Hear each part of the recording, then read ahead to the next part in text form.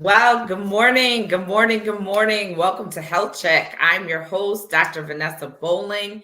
Health Check, as you know, is sponsored by Kingdom Health Connections, which is a health promotional resource center. It's all about cultivating a culture of health, wellness, and healing for you and the entire family. Health Check is just what you're thinking about. Stop, take a minute, check in on you. I'm your host, as I mentioned, Dr. Vanessa Bolling. As you can see, today's topic throughout the month actually is all about blood sugar control. We know that during the month of November, we focus on diabetes awareness, but we want to talk primarily about blood sugar control. And today, I'm so honored and so delighted to have a colleague of mine. Her name is Kim, and she actually is a certified diabetes care and education specialist.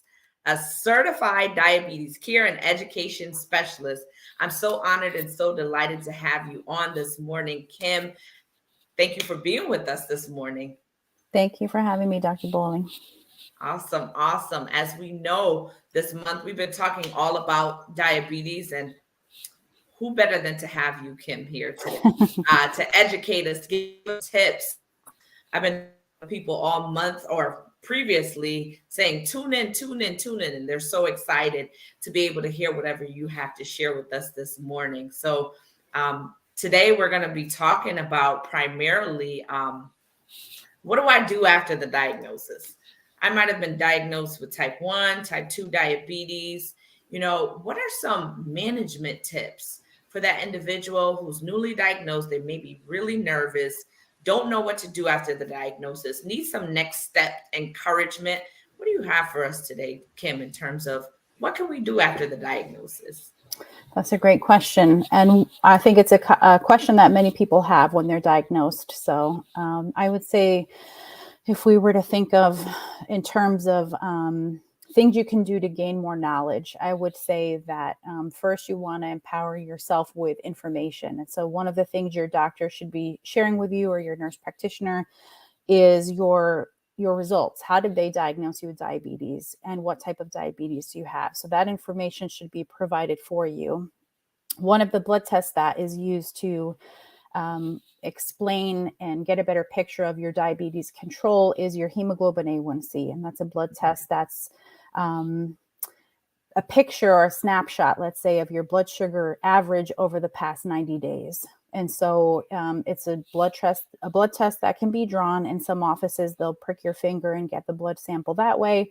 But your first bit of information you should know is, what is that number? It will help you have a sense of the movement you need to make towards controlling your diabetes or having the blood sugar control that you're seeking. So that's one piece of advice, is to get that information. So the recommendation is generally less than 7% is the goal for hemoglobin A1C. For some people, the doctors or nurse practitioners will recommend even tighter control at 6.5, but for the general public, we're looking at 7% or under. And so what does that mean in terms of blood sugar? So there is kind of a chart that you can compare, and this information can be found online, where it takes your hemoglobin A1C and then it gives you your estimated average glucose. And sometimes that will be more helpful for people to understand in terms of their blood sugars, what that 90-day average is. So that I would suggest finding out from your provider what your hemoglobin A1C is and what type of diabetes you've been diagnosed with, so that you can proceed with learning more information about the disease state and what you can do to care for yourself. The second tip that I give patients regularly is to play detective and start to look at, how do my activities of daily living affect my blood sugar or blood glucose? So one of the ways you can see what your current blood sugar is by doing a finger stick test, where you prick your finger, apply a small amount of blood to the strip in a meter, and you get a result. And so generally when we recommend that people do finger stick testing, they usually are doing it at specific times of day related to food. So oftentimes before they've eaten, or even when they wake up in the morning. We call that a fasting glucose reading, because they've gone all night without eating. But that can empower people to make decisions about what to do next. And so things like having a meal is going to change your blood sugar. Not having a meal is going to change your blood sugar. Skipping a meal would probably change your blood sugar too, as well as things like activity, stress level, and sleep. And so there's a lot of bits of our overall wellness that factor into blood sugar. And for many people in the general public, their assumption is that it's strictly related to food and that it's strictly related to things that are sweet. That's and a good so point. The third piece of information is to pretty much decide what strategy you want to take and learning more about what nutrition plan is going to work for you. And there's quite a variety of nutrition plans out there, from Mediterranean diet to things like keto to other things like a consistent carbohydrate diet where you're having a certain amount of carbohydrates at each meal. And then there's also people who choose vegan or pescatarian or plant-based. There's so many options out there. And again, playing detective, you can see what your glucose is based on the foods that you eat.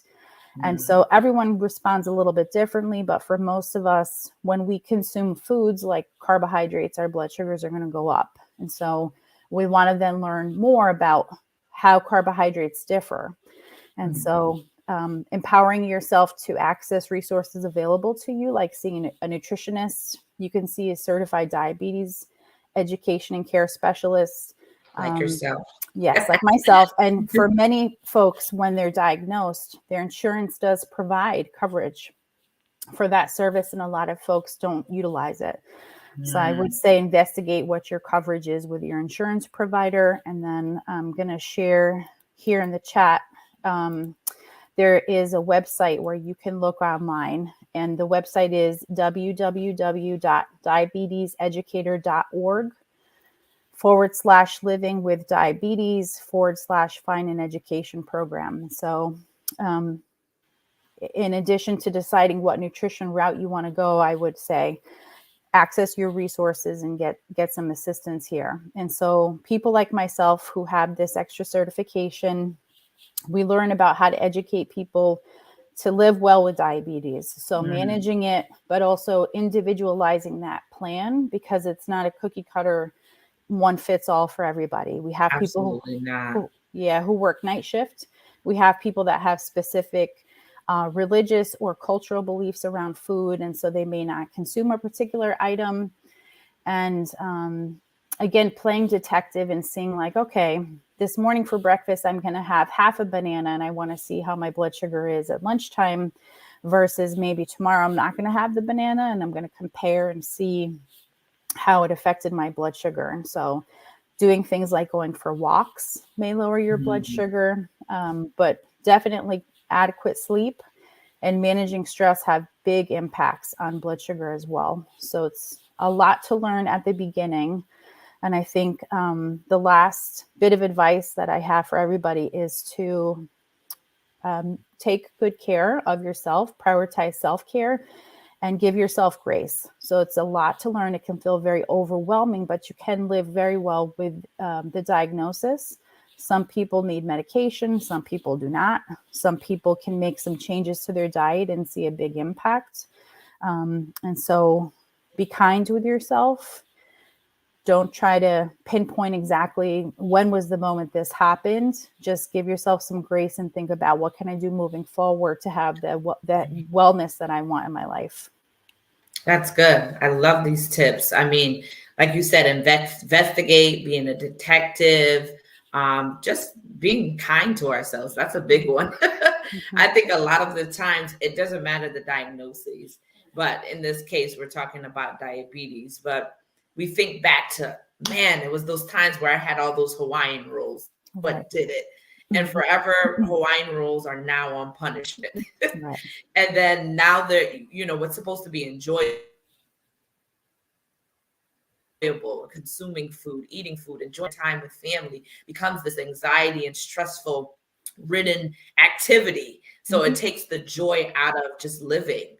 And it's a bigger picture. I love how you said it. It's more than just food. It's lifestyle too as well. How's sleep been? How's the stress levels been? All of those things impacting our blood sugar and our ability to be able to manage our blood sugar, to keep that good glycemic control. I really, really enjoyed these tips. Any last takeaways that you had for everyone? Yeah, I think one of the things we have a lot of power with is starting to think about things we drink. It's a really good place to start if we want to consider how beverages impact our blood sugar. And so things like water, right? No additives. We know it's necessary for our body. We know that higher blood sugars are going to cause dehydration. So staying hydrated is extremely important. But as we think about moving throughout our day and convenience foods or beverages, so buying things on the go, when I say full strength soda, I mean not diet sodas, or even things like Gatorade or things like smoothies, right? So there's many things that we drink that are healthy and beneficial for us. And so in terms of glucose control, just start to consider how much carbohydrate is in the beverage that you're drinking. And if there's opportunity to swap that out for something like water, just for a couple of days, and then again, playing detective, see what kind of effect that has on your blood sugar to make your decision about what you want to do next. So anyone who has the diagnosis, it can be scary, overwhelming, but the power is in your hands. You're in the driver's seat. You get to decide what you want to do next. And you get to determine, the things that are not negotiable. And so empower yourself with the information so that you can make informed decisions about your nutrition and your lifestyle. And I highly recommend accessing the education through someone like yourself or someone like me in the community, but really getting that trusted information from a healthcare provider so that you can make decisions about what you would like to do next. That's awesome. Kim, this was awesome. I loved all the tips that you provided, especially keeping up with your A1C, knowing what your A1C is, knowing that's your average sugar in 3 months over those 90-day periods. All these tips were awesome. So delighted to have you today, Kim.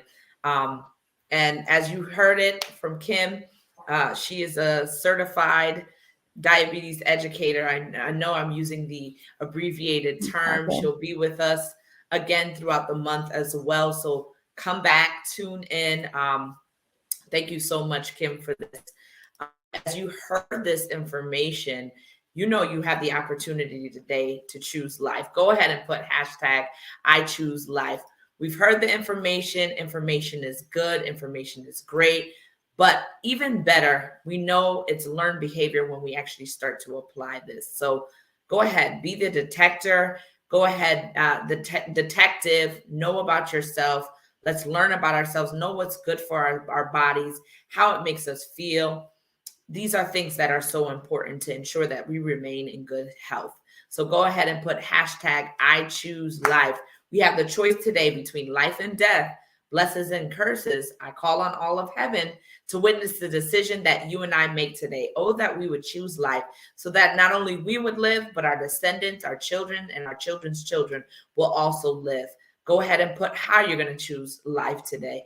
Kingdom Health Connections or Kingdom Health at gmail.com is where you can email me. Feel free to also put your questions here on the live in the chat. We will go back to answer these questions as well. I pray everyone is blessed and awesome, phenomenal Tuesday. I'll see you here again next week, Tuesday, 9 a.m. But before I log off, if you are not aware, if you need CPR, AED, first aid training, there will be training at the Apostles House in Hartford on November the 19th from 9 a.m. to 2 p.m. However, the deadline for sign up is this coming Saturday, November the 12th. The cost of the class is $50. This is certification for infants, for children, adults, and it's good for 2 years. We want it to be a safe time for the holidays that are coming up, but what better way to be prepared as well by being certified. So feel free, if you're interested, also put it here in the chat. I will go back and also message you as well so you can get the certification that you need. I pray everyone's blessed. I will see you here again 9 a.m. on Facebook as well as YouTube. Bye-bye. Have an awesome and phenomenal day.